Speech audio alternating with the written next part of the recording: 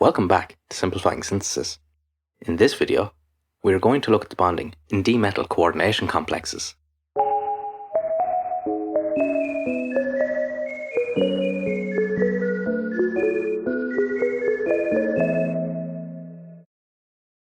This video is going to give a general overview of coordination chemistry and the structure and electronic properties of coordination complexes.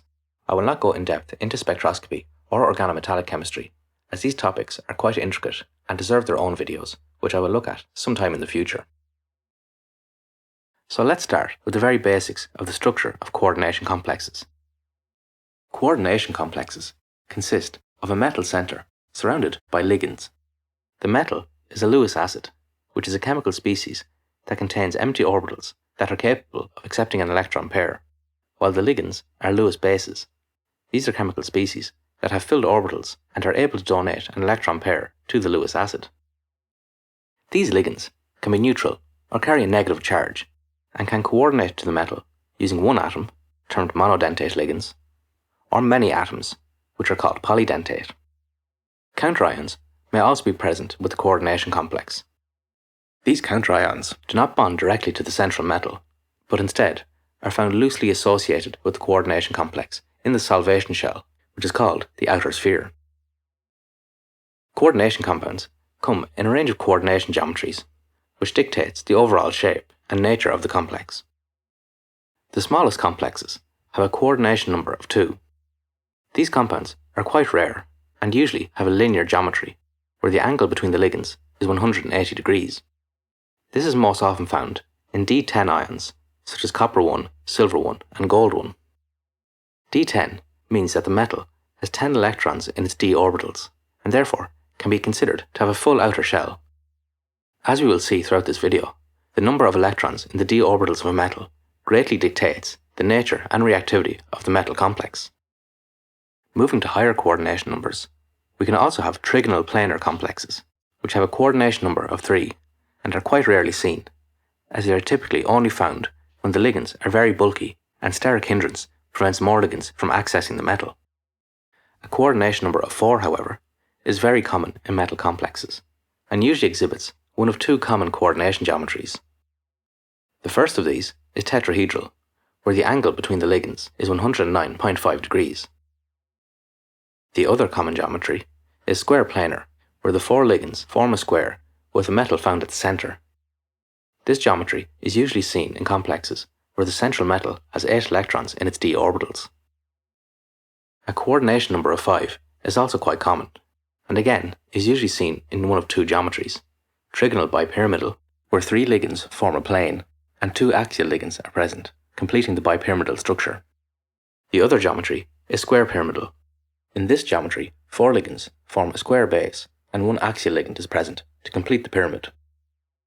The most common coordination number seen in d-block metals is the coordination number of 6. This most often exhibits an octahedral geometry, where the angle between all of the ligands is 90 degrees. It is important to note that octahedral refers to the 8 faces of an octahedron and does not mean that the complex has 8 ligands. A more rare geometry for 6-coordinate complexes is trigonal prismatic, and this is usually observed when bidentate ligands have a small bite angle, and this forces the complex to distort from octahedral towards a trigonal prismatic geometry. This video will focus on complexes with these geometries, but higher coordination numbers are possible and are very common for larger metal ions, such as F-block metals, where there is less steric crowding and more ligands are able to fit around the metal. There are several geometries for each of these higher coordination numbers, and these are often fluxional, which means that the complex is constantly changing its shape between these different geometries. So now that we have the basic shapes down, let's look at the different types of isomerism that coordination complexes can possess. Linkage isomerism is observed in ambidentate ligands. These are ligands that can bond to metals using different donor atoms, such as the thiocyanate ligand shown in the examples below. This ligand can bind through either the sulfur atom, termed kappa S, or the nitrogen atom, which is named as kappa N. The preference for which atom bonds is usually matched in terms of the hardness or softness of the metal and the donor atom. Hard refers to atoms that are highly charged with small, non-polarizable orbitals, whereas soft atoms are typically much larger and have their charge spread over larger orbitals, which are easily polarized. Ligands can often be observed binding to two different metal centers at once. These types of ligands are called bridging ligands and are written using a mu symbol, such as in this example, where a peroxide ligand bridges two cobalt centers and is therefore written as mu subscript 2. Bridged complexes are often seen as intermediates during reactions, which go through an inner sphere mechanism which involves a bridging ligand. These bridging linkages can often be transient in solution where other Lewis bases are present, such as in this example, where on the left we have a mononuclear square pyramidal complex which has an acetonitrile ligand in the axial position, and this is in equilibrium with the bridged complex, which has two bridging chlorides linking two copper centers. In other solvents that do not bond so strongly to copper, only the bridged complex is observed. The type of isomerism seen is often dependent on the geometry of the coordination complexes. For example, in square planar complexes with two different types of ligands, here called A and B, it is possible to have cis complexes, where the angle between identical ligands is 90 degrees, or you can have trans complexes, where the angle between the ligands is 180 degrees. However, when we move to 5-coordinate complexes, we observe conformational non-rigidity, where the conformation of the complex is in flux between square pyramidal and trigonal bipyramidal geometries. This is because they are very similar in energy and can rapidly interconvert via the Berry pseudorotation. This involves two of the equatorial ligands in the trigonal bipyramidal geometry flattening out and forming a square pyramid base. The two ligands, which were previously axial, then move towards the vacant space, thereby becoming equatorial ligands in a different form of the trigonal bipyramidal geometry. It is this interconversion that often prevents different isomers of 5-coordinate complexes from being isolated. When we move up to octahedral complexes, the number of isomers possible becomes incredibly large. For example, a metal with 6 different monodentate ligands could form up to 30 different isomers. This makes the synthesis and characterization of these complexes incredibly challenging, but also presents a lot of opportunity as there is such a diverse array of compounds that could be synthesized. The main types of isomerism seen in these complexes is cis and trans isomerism, which, like in the square planar complexes, denotes ligands that have either a 90 or 180 degrees relationship between them. In compounds that have 3 of each ligand, they are termed either mer or fac. Mer stands for meridional, where the 3 ligands form a meridian or a line around the octahedron. Fac stands for facial, where the 3 ligands are arranged in a triangle and occupy a face of the octahedron. Lastly, we will look at optical isomers. These are compounds that have no center of symmetry and are designated as either delta or lambda. These are sometimes referred to as propeller complexes, as the 3 bidentate ligands can be likened to the blades of a propeller and form helical chirality around the central metal. Compounds in which the ligands form a right-handed helix are called delta, while those that are in the opposite direction and form a left-handed helix are denoted lambda.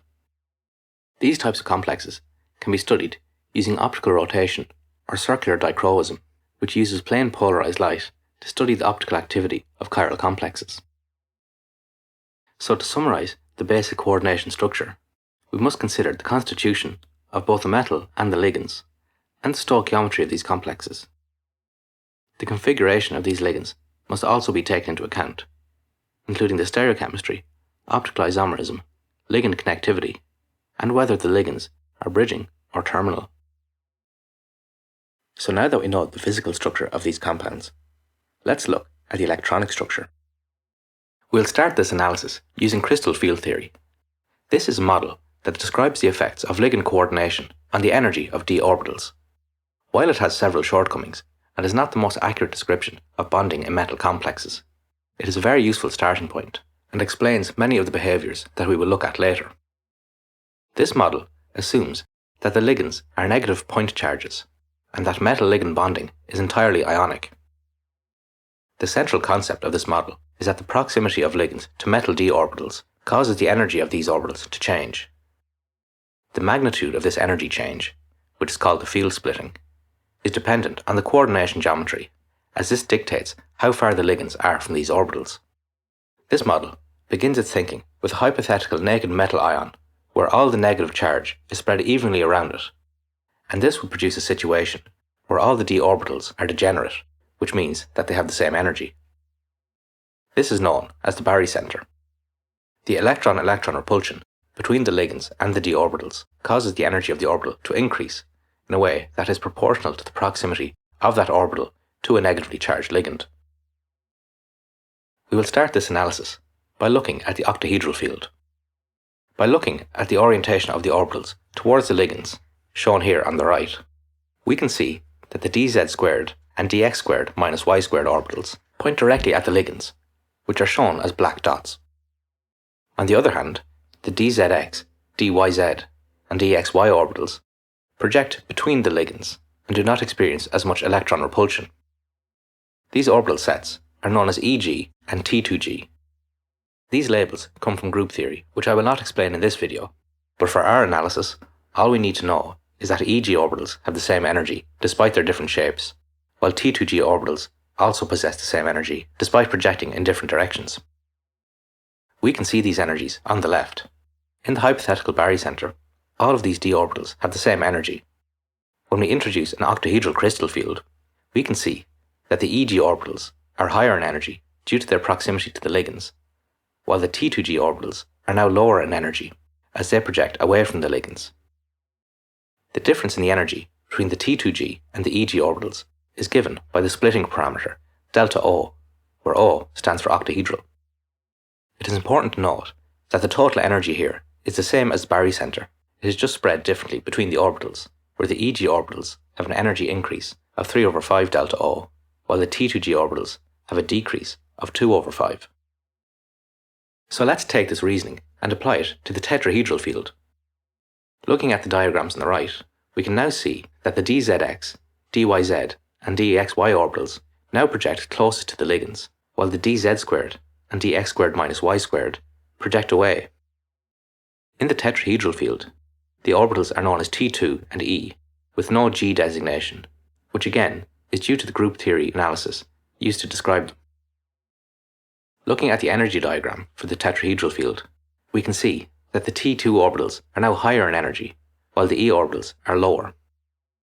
As before, the total energy of the orbitals is the same as the barycenter, and the energy between the E and T orbitals is given by the splitting parameter delta, here called delta T for tetrahedral. In the square planar field, the splitting is a little more complicated. This can be thought of as an octahedral field where the ligands in the z-axis have been removed completely.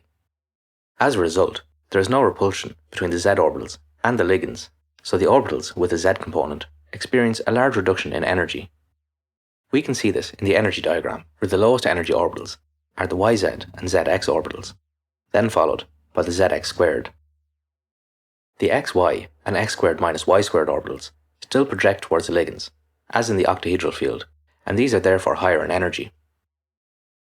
So now that we know the effects that ligands and geometry have on the energy of the orbitals, let's look at what happens when we start to fill these orbitals with electrons. Orbitals are filled in the order of increasing energy, and this is known as the Aufbau principle. As we have just seen, the Ligand Field splitting parameter describes the difference in the energy between different sets of d orbitals. This energy can be determined using UV-vis spectroscopy. In this spectroscopy, electrons move between the d orbitals, and the frequency of light that causes these transitions can be measured, and therefore the energy can be deduced. In an octahedral field, metals with 1, 2, or 3 d electrons have only one ground state configuration, and this is where electrons go into the T2G orbitals, as there are 3 orbitals with equal energy that can all be singly occupied. However, when we have complexes with between 4 and 7 electrons, we now have 2 ways to fill the orbitals. Taking a D4 complex as an example, we can have a high spin configuration where the T2G orbitals are singly filled, as we saw before, and the remaining electron goes into a higher energy EG orbital. This produces a complex with 4 unpaired electrons. We could also have a low spin complex where the 4th electron goes into a T2G orbital and pairs with one of the electrons already occupying it. This would produce a complex with 2 unpaired electrons, which is fewer than that in the high spin case, and this is called low spin. High spin is sometimes referred to as weak field, and low spin is called the strong field, and we'll see why later. To explain why complexes will form either a high spin or low spin configuration, we need to consider what happens when electrons are paired. When 2 electrons, each having a negative charge, are placed in the same orbital, they experience Coulombic repulsion, and this is called the pairing energy. When this pairing energy is greater than the ligand field splitting energy, it is more energetically favourable for the electron to occupy a higher energy orbital with a parallel spin, and not suffer the energy penalty of pairing up with another electron. This is caused by so-called weak field ligands. These are ligands which do not induce a large splitting parameter, and hence the d orbitals are close together in energy. On the other hand, a low spin configuration is observed when the pairing energy is less than the splitting energy. It is more favourable for the electron to occupy a lower energy orbital with a paired spin. This configuration is caused by strong field ligands, which induce a large field splitting in the complex. The tendency of a ligand to induce a strong field is given by the spectrochemical series. Crystal field theory alone cannot explain this trend, and this highlights the shortcomings of the theory due to its approximation that bonding is purely ionic. In addition to the effect of the ligands, the metal also affects the magnitude of field splitting observed. This field splitting increases with oxidation state due to the smaller size of more highly charged ions, which produces shorter metal ligand distances. Delta also increases down the group, as the 4d and 5d orbitals are much larger and therefore have a lower pairing energy, as there is less repulsion between the electrons. The unequal filling of T2g and Eg orbitals gives rise to an effect known as the Ligand Field Stabilization Energy. This describes the stabilization obtained by filling lower energy orbitals relative to the barycenter.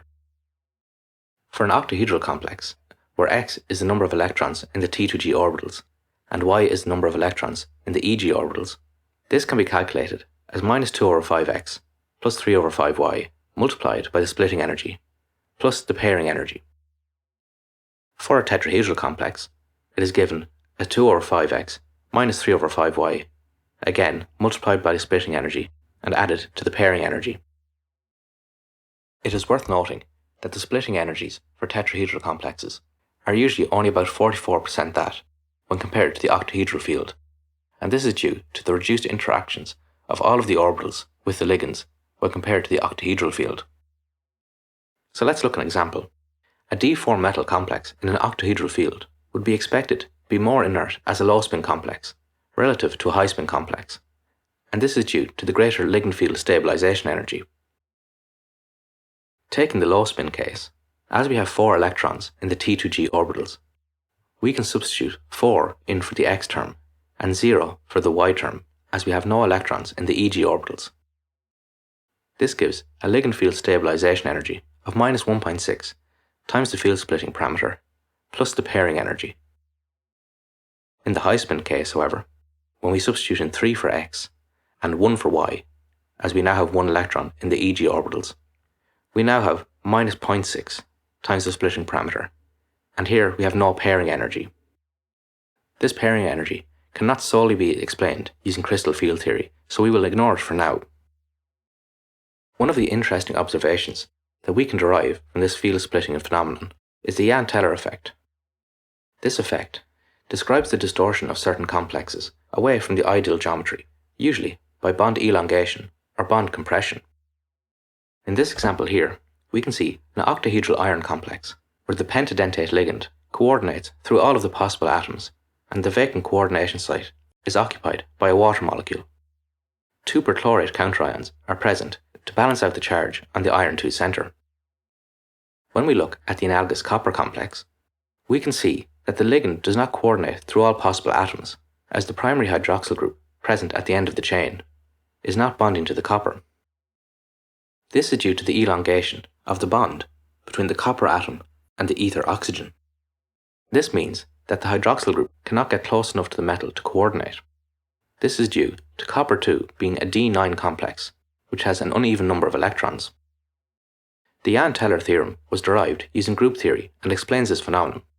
This states that any nonlinear molecule with a spatially degenerate electronic ground state will undergo a geometrical distortion that removes this degeneracy to lower the energy of the system. We can see this quite clearly by looking at the bond lengths. All of the equatorial bonds have a similar bond length of about 2 angstroms, whereas those on the z-axis are elongated with bond lengths of 2.9 and 2.5 angstroms. The reason for this becomes apparent when we look at the energy diagrams. Elongation of the bonds along the z-axis reduces the repulsion between the z orbitals and the ligands, and the splitting diagram of the tetragonal field starts to resemble that of the square planar field, where the energies of the orbitals with a z component are reduced. For the T2G orbitals, this reduction in energy is accompanied by an increase in energy in the orbitals with only an x and y component. In the T2G orbitals, this distortion has little effect, as the stabilization of the yz and zx orbitals is cancelled out by the destabilization of the xy orbital. However, when we look at the EG orbitals, we can see that we have 2 electrons stabilized by being placed in the z squared orbital, and we only have 1 electron in the x squared minus y squared orbital, which is now higher in energy. This is a net reduction in the overall energy of the complex, and is very commonly seen in copper-2 complexes. While this effect is more pronounced in the octahedral field, it can also be seen in tetrahedral complexes. In the example we will talk about here, it gives rise to an interesting effect known as thermochromism, where a compound can change colour upon heating. This compound is a 4-coordinate copper-2 complex with 4 chloride ligands, giving the inner sphere complex a charge of -2. This is accompanied by 2 diethylammonium counterions, which balance the charge. When this compound is synthesized, it forms as a green powder, and the copper center has a square planar geometry due to stabilizing hydrogen bonds between the counterions and the chloride ligands. This is quite a rare geometry for copper-2 and is only observed because of these additional hydrogen bonds. When this compound is heated, it weakens the hydrogen bonds, and this allows the geometry to distort. Instead of a square planar geometry, the copper center takes on a more common tetrahedral geometry, which, as we saw in the previous example, is distorted due to the Jahn-Teller effect. This change in geometry changes the energy of the d orbitals, and therefore affects the electronic transitions observed, as the splitting energies are now changed. This is most readily seen in the dx squared minus y squared orbital. In the square planar field, this orbital has the highest energy as it projects directly into the ligands. In a tetrahedral field, it projects between the ligands and has the lowest energy. As I mentioned before, we can determine the splitting energies using UV spectroscopy. As these transitions typically occur in the visible range of light, we can see this change in the energy of the orbitals very clearly as the square planar complex is green, and when the splitting energy changes, the compound now has a yellow colour as it is in a tetrahedral field, and the frequency of light that caused the electronic transitions has now changed. Crystal field theory can also be used to explain the magnetic properties of complexes. We can use these magnetic measurements to determine the number of unpaired spins in a complex, and therefore identify if it is in a high spin or low spin configuration. The expected magnetic susceptibility, given as μ, can be predicted using the spin-only formula for first row d-block metals.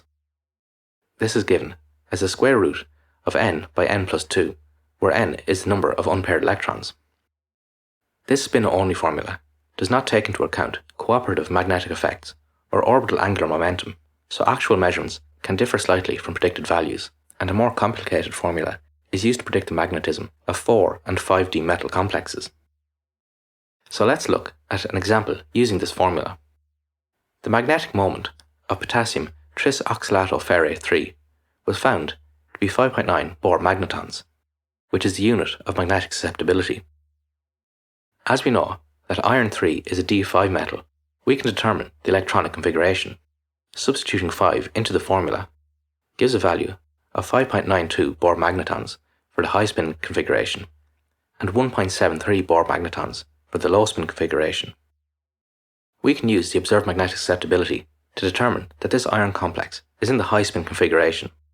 and this tells us that the oxalate ligand is a weak field ligand, as the splitting energy is less than the pairing energy. So let's move on and look at the bonding more in depth and apply ligand field theory.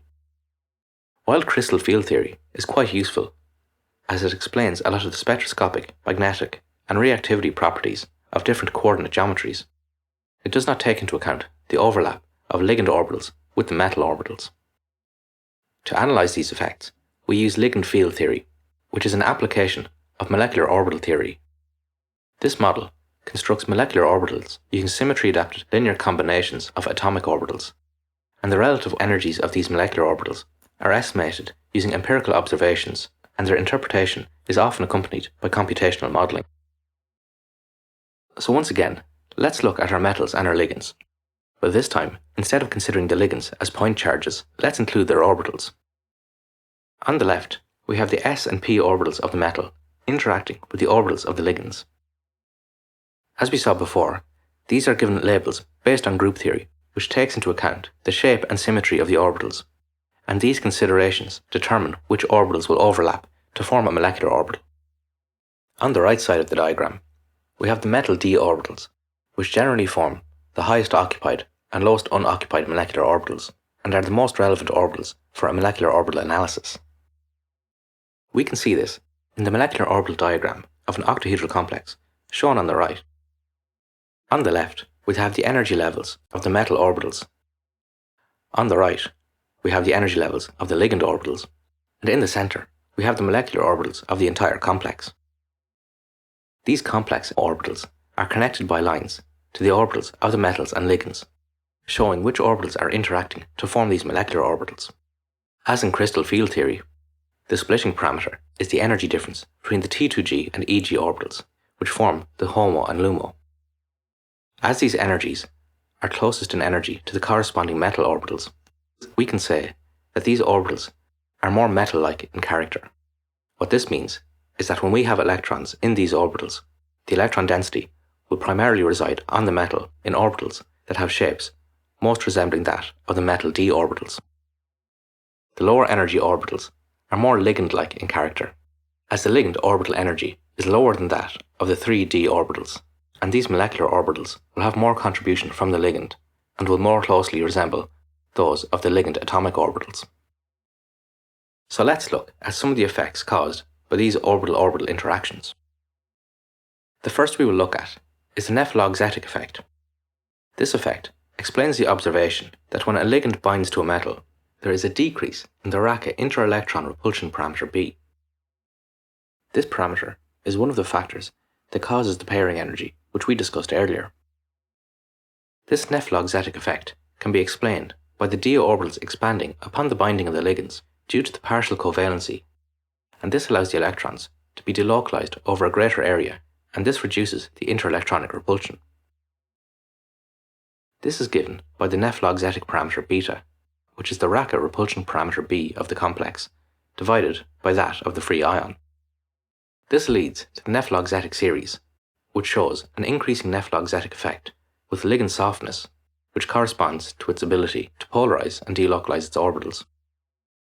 It is also more pronounced in higher oxidation state metals, as these metals are harder and smaller, and therefore experience more relief when their orbitals are expanded. We can also look at pi bonding. This is observed when the ligands in the complex have orbitals with a local pi symmetry with respect to the metal-ligand bonding axis, and therefore can form bonding and antibonding pi molecular orbitals with the metal. Pi acceptor ligands are those that have empty pi orbitals that are available for occupation, while pi donor ligands have filled pi orbitals that they can donate into empty metal orbitals. This effect is very important in organometallic chemistry and explains the reactivity and stability of many compounds with metal-carbon bonds. We can analyze pi bonding by looking at the effects it has on the energy of molecular orbitals. Pi acceptor ligands, such as carbon monoxide, cyanide, and trialkylphosphenes, can stabilize negative charge on a metal by accepting electron density and increase the splitting parameter. They do this by forming pi orbitals that have a low energy bonding orbital and a very high energy antibonding orbital, which is found higher than the energy of the EG orbital set. On the other hand, pi donor ligands, such as halides, hydroxide, or oxide, decrease the splitting parameter. They do this by hybridizing their filled pi orbitals with those of the T2G set on the metal. These filled pi orbitals are much lower in energy than the empty pi orbitals we saw in the pi acceptor case. When these molecular orbitals are formed, the higher energy molecular orbital is now lower than the orbitals formed by the metal EG set, and this gives rise to a much smaller splitting parameter. By understanding these pi bonding effects, we can now explain the spectrochemical series. On the left, we have the pi donor ligands, followed by the weak pi donor ligands. In the middle, we have ligands such as water, which do not have significant pi effects. And then, on the right, we have the strong field ligands, which are pi acceptor ligands. Using the pi bonding we have just seen, we can generalize the spectrochemical series as a series of ligands ranked in their ability to act as a pi acceptor. By analyzing the interaction between metal and ligand orbitals, we can also explain the trans effect. This effect describes the observations in the substitution reactions of complexes, where the ligand that is substituted is determined by the ligand that is trans to it in the metal complex.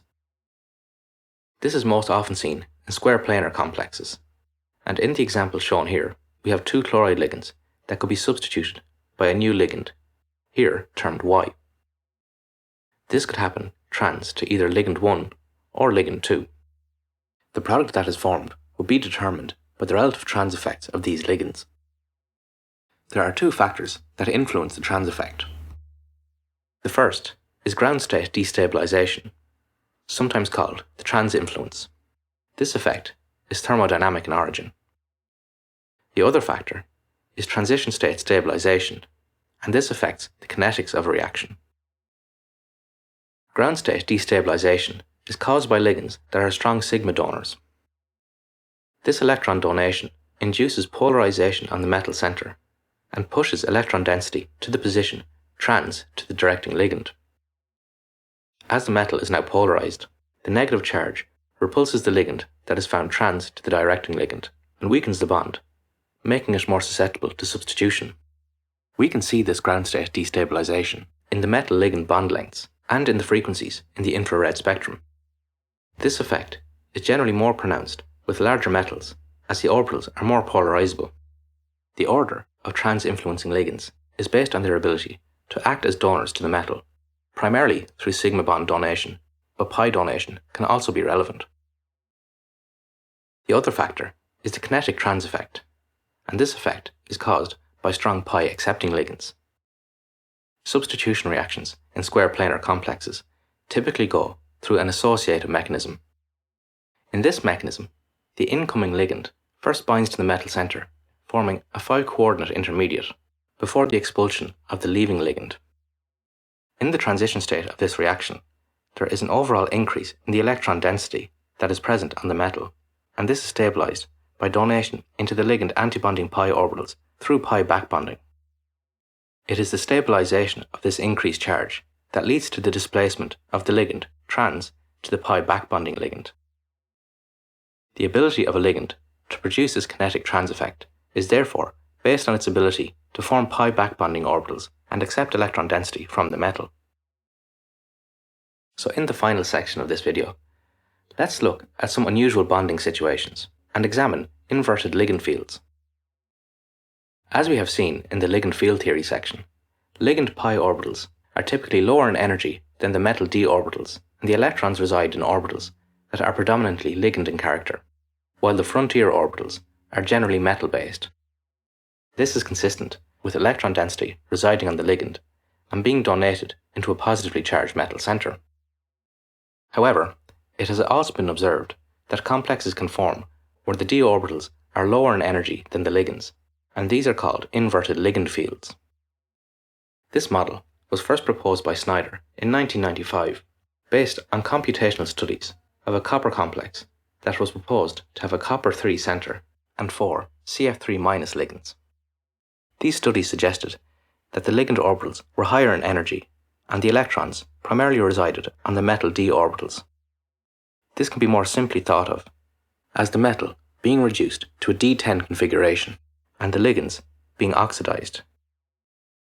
This research was very controversial at the time, and in a letter to the editor by Kopp and von Schneering, they suggested that Snyder was misunderstanding two very different concepts, oxidation state and the partial charges obtained from computational studies. Snyder responded to this and said that while oxidation states are useful for teaching elementary chemical concepts, the concept of formal oxidation states is entirely arbitrary and based on assumptions such as those proposed by Kopp and von Schneering. This work prompted a lot of further research, and Snyder was proven to be correct, as the UV-Vis data, the copper K-edge X-ray absorption spectroscopy, and resonant inelastic X-ray scattering data are all in agreement with the D10 copper-1 configuration. For example, in the UV-Vis spectrum shown here, we do not see any D to D transitions that would be expected for a D8 copper complex.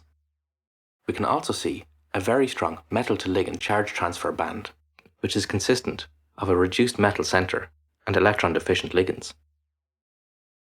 More recent computational studies have confirmed the D10 configuration of the copper present in the complex and show that the filled orbitals have mainly metal character. We can see this by looking at the modelled orbitals and seeing that the most contribution comes from the metal and not the ligands. Since this initial discovery, other complexes with inverted ligand fields have been discovered. These include copper-nitrine complexes, other complexes with the CF3- ligand, such as silver and nickel complexes, and cluster complexes where gold is bonded to iron carbonyl complexes.